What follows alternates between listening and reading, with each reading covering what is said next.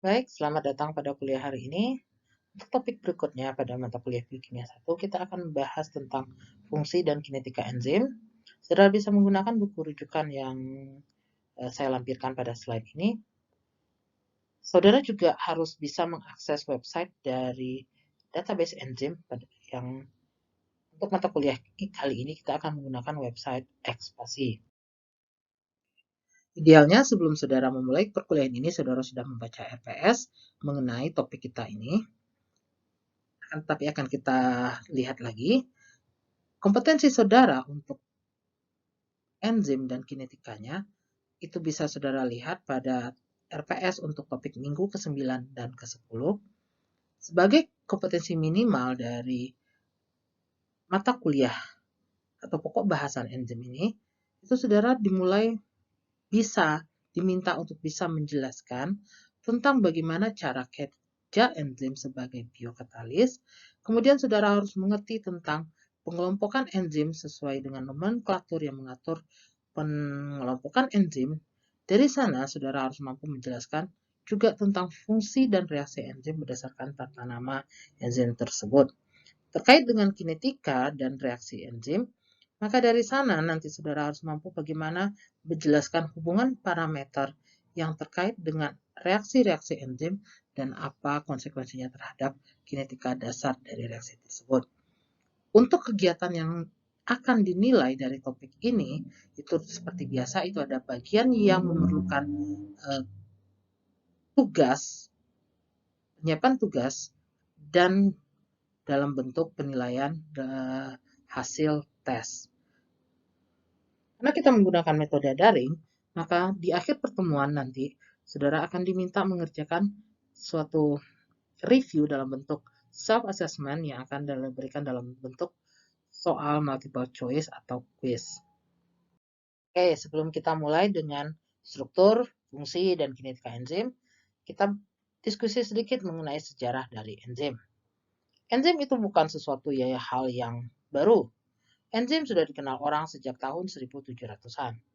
Orang-orang sudah banyak menggunakan suatu zat yang diekstrak dari lambung hewan dan digunakan untuk melunakkan daging. Hal yang sama juga saat orang-orang mulai melakukan fermentasi, maka orang sudah menduga ada sesuatu zat yang dihasilkan dari ragi yang digunakan untuk fermentasi dan bisa digunakan untuk merubah misalnya saja gula menjadi alkohol. Pada tahun 1900-an atau awal 1900, ilmuwan mulai mempelajari apa zat tersebut. Misalnya saja, Friedrich Kuhne pada tahun awal 1900-an itu mulai memberi nama zat tersebut sebagai molekul enzim. Kemudian dengan perkembangan teknologi di bidang kristalisasi, maka banyak ilmuwan sudah mulai mengisolasi dan kemudian juga mengkristalisasi dari molekul enzim tersebut. Misalnya saja beberapa enzim yang telah berhasil dikristalisasi seperti pepsin, tripsin, dan juga enzim-enzim pencernaan lainnya. Dan para ilmuwan itu juga sepakat memberi nama kalau menyepakati kalau ternyata enzim itu adalah molekul protein. Kemudian untuk merangkum tentang sejarah ini, awal perkembangan teori tentang enzim, para ilmuwan menyepakati kalau semua enzim itu adalah molekulnya berupa protein. Akan tetapi kesepakatan atau postulat dari ilmuwan ini nanti akan diperbaiki lagi saat orang menemukan kalau tidak semua molekul enzim itu merupakan protein. Enzim merupakan biomolekul yang sangat penting di dunia medis, karena enzim bisa digunakan untuk keperluan diagnosis dan juga keperluan terapi. Misal saja dengan menentukan jumlah enzim yang ada pada suatu organisme seperti manusia, pada darah kan jumlah enzim yang bisa digunakan sebagai indikator untuk suatu penyakit, misalnya saja penyakit jantung. Kenapa enzim memiliki peranan yang sangat penting di dunia medis seperti hal tersebut? Karena enzim itu berperan dalam semua reaksi metabolisme, dan enzim itu juga berperan dalam transfer informasi genetik yang terjadi di dalam sel. Pada reaksi metabolisme, glukosa berubah menjadi pirufat saja, melibatkan banyak reaksi. Setiap reaksi memerlukan enzim yang berbeda untuk mengkatalis reaksi tersebut sehingga bisa berlangsung dengan cepat. Hal yang sama juga dengan perpindahan informasi genetik dari molekul DNA menjadi molekul RNA dan terakhir menjadi molekul protein yang digunakan oleh sel juga melibatkan banyak reaksi yang memerlukan enzim sebagai katalisnya. Sekarang kita akan coba mendiskusikan bagaimana cara kerja enzim sebagai katalis pada reaksi-reaksi yang terjadi di dalam sel biologi. Enzim, seperti sudah kita diskusikan tadi, itu adalah suatu protein. Enzim bekerja dengan cara meningkatkan laju reaksi atau mempercepat laju suatu reaksi dengan cara menurunkan energi aktivasi dari reaksi tersebut. Jika kita lihat pada grafik di samping ini, jika suatu zat atau substrat untuk berubah menjadi suatu produk, itu memerlukan suatu keadaan transisi. Keadaan transisi ini membutuhkan sejumlah energi. Maka dengan menggunakan enzim sebagai biokatalis dalam berbagai reaksi yang terjadi di dalam sel, maka kita bisa menurunkan jumlah energi yang diperlukan untuk merubah suatu zat menjadi zat substrat menjadi suatu zat baru atau yang kita sebut sebagai produk. Kita lihat pada grafik yang kedua ini, jika reaktan dirubah menjadi produk tanpa menggunakan suatu enzim, maka dibutuhkan jumlah energi yang lebih banyak kalau kita bandingkan dengan perubahan reaktan menjadi produk dengan menggunakan enzim. Saudara bisa lihat pada grafik yang diberi warna biru. Jumlah energi yang diperlukan untuk merubah reaktan menjadi produk memerlukan energi yang jauh lebih sedikit kalau dibandingkan tanpa menggunakan enzim. Energi yang diturunkan ini itu adalah energi aktivasi dari reaksi tersebut yang kita simbolkan sebagai delta G dari reaksi tersebut. Dalam kerjanya enzim sebagai katalis atau lebih tepatnya lagi disebut sebagai biokatalis, enzim tersebut tidak akan mengalami perubahan setelah reaksi berlangsung. Hal yang sama juga, enzim tidak akan berkurang jumlahnya selama reaksi terjadi. Sehingga bisa disimpulkan, enzim sebagai biokatalis itu bisa digunakan kembali untuk reaksi yang berikutnya lagi selama struktur dari enzim itu tidak mengalami perubahan karena kondisi-kondisi eksternal yang terjadi di luar reaksi. Maka bisa kita simpulkan, enzim itu adalah secara umum merupakan molekul protein, kecuali ada beberapa molekul RNA dan DNA yang juga mampu memiliki aktivitas katalitik. Kemudian, aktivitas katalitik dari enzim itu akan sangat tergantung pada struktur molekul proteinnya. Karena untuk menjadi suatu enzim, protein harus memiliki konformasi yang sesuai dengan fungsi katalitik dari enzim tersebut. Secara ukuran, molekul enzim itu bisa berukuran mulai dari 12.000 sampai 1 juta. Dalam bekerja, enzim itu bisa saja membutuhkan suatu molekul lain untuk mengaktifkan fungsi dia sebagai katalis. Molekul yang digunakannya ini itu bisa berasal dari ion-ion anorganik yang biasa disebut sebagai kofaktor atau juga merupakan suatu molekul organik atau metal organik yang biasa disebut sebagai koenzim. Sebagian enzim itu juga membutuhkan kedua jenis molekul tambahan, baik kofaktor ataupun koenzim. Tetapi ada enzim lain yang hanya membutuhkan salah satunya saja, apakah kofaktor atau koenzim saja. Baik, tadi kita sudah mendiskusikan kalau enzim itu memerlukan molekul tambahan untuk menjalankan aktivitas katalitiknya. Molekul tambahan pertama itu adalah kelompok ion logam, yang biasa disebut sebagai kofaktor. Biasanya ion-ion logam ini akan membantu enzim dan substrat berinteraksi dengan cara membangun suatu jembatan elektrostatik. Dan interaksi yang terjadi antara ion-ion logam dengan enzim itu biasanya tidak termasuk kepada interaksi yang kuat. Beberapa contoh dari kofaktor itu misalnya ion seng, logam, dan seterusnya. Seng dan logam itu adalah jenis kofaktor yang paling banyak terlibat menjadi untuk reaksi katalitik dari berbagai enzim. Misalnya saja karbonat anhidrase ataupun karboksipeptidase, EcoR5 ini adalah suatu nama singkat dari enzim restriksi, kemudian heksokinase, sedangkan ion-ion logam yang lain itu juga sering ditemukan untuk sebagai kofaktor dari enzim-enzim seperti urease, nitrat reduktase, dan seterusnya. Molekul tambahan yang juga membantu aktivitas enzim, kelompok berikutnya itu adalah koenzim. Koenzim umumnya berasal dari kelompok molekul organik ataupun metaloorganik yang merupakan jenis biasanya itu merupakan kelompok vitamin. Koenzim itu bekerja dengan cara mengenal, menarik, ataupun menolak suatu substrat ataupun produk dari molekul enzim tersebut. Mereka bekerja dengan cara mengaktifkan suatu gugus fungsi dari enzim ataupun enzim yang lainnya, dan interaksi yang terjadi antara koenzim dengan enzim itu juga sama halnya dengan kofaktor, itu termasuk kepada interaksi yang lemah. Beberapa contoh dari koenzim misalnya itu adalah tiamin pirofosfat,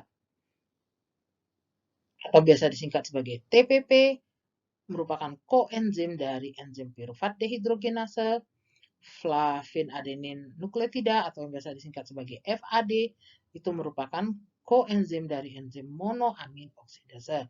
Hal yang sama dengan koenzim yang lainnya, misalnya saja biotin, itu adalah kelompok vitamin yang biasa kita kenal. Ataupun tiamin pirofosfat itu juga adalah vitamin yang biasa kita gunakan sebagai suplemen.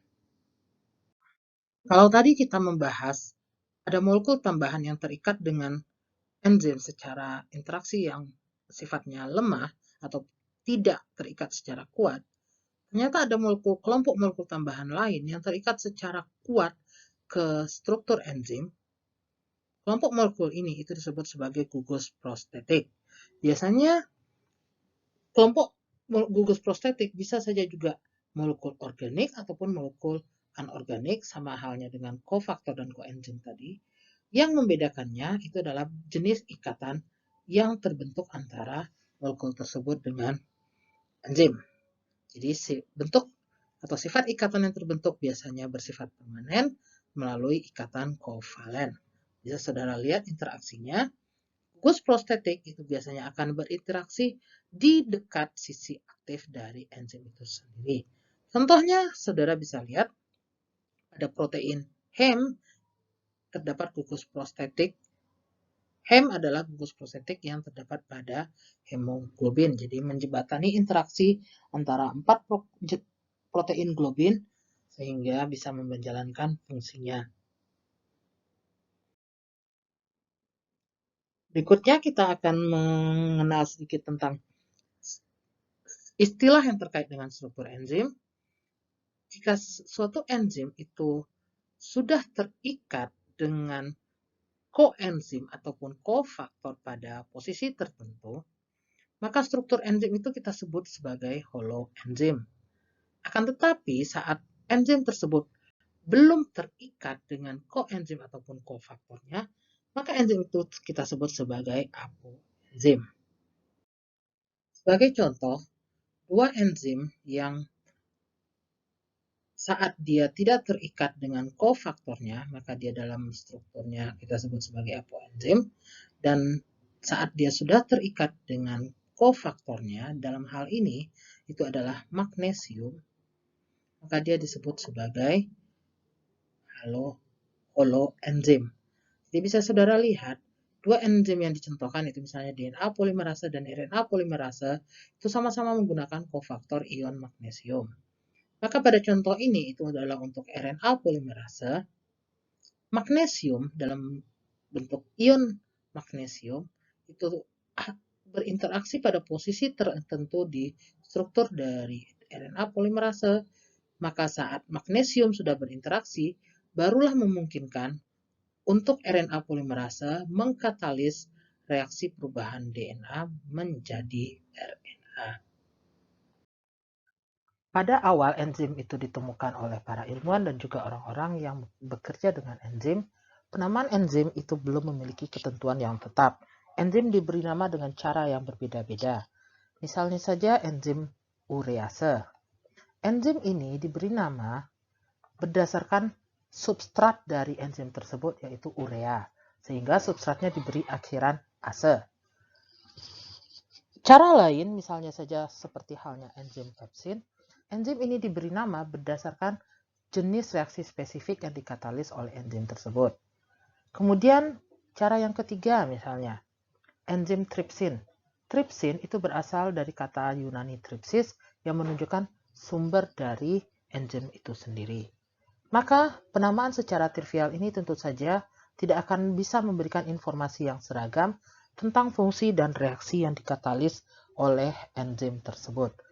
Maka muncullah penamaan yang lebih teratur atau suatu tata nama atau nomenklatur dari suatu komite yang disebut sebagai International Union of Biochemistry and Molecular Biology yang disingkat sebagai IUBMB, memberi nama enzim dengan cara yang lebih sistematis.